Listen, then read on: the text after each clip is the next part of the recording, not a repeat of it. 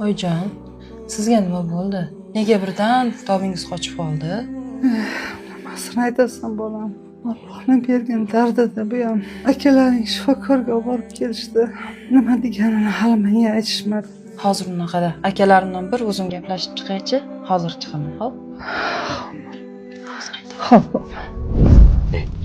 Oyimga shu shifokor aytgan stent qo'yish shartmi o'zi? Eshitmadingizmi aka? Qo'ymasa bo'lmas ekan. Narxini eshitdingmi? 50 milliondan qimmat ekan.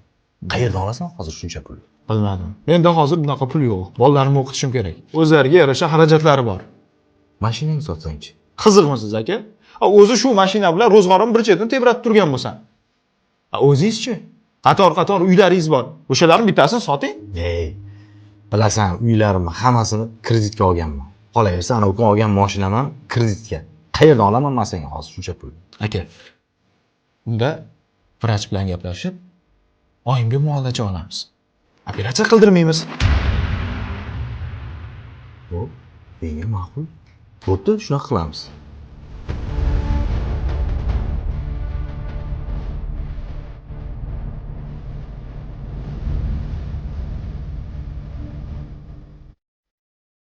Dadasi, bu mashinani o'z-o'zimga olib bergansiz-a? Tinchlikmi? Mashinani sotsak, xafa bo'lmaysizmi? Yo'q. Lekin nima uchun? Oyimning yuragini operatsiya qilishimiz kerak ekan. Akanglarchi? Ular operatsiya qildirishmoqchi emas. Mayli. Unaqada mashinani sotamiz. Endi ortiqcha pulim bo'lganda sotmasdik. Bilaman. Pularingizni hammasini mashina uchun yiqqandingiz. Mayli. Sen buni o'ylama. Mashina uchun yangi klient topishim kerak. Rahmat. Tushunganingiz uchun rahmat. Sen faqat siqilma.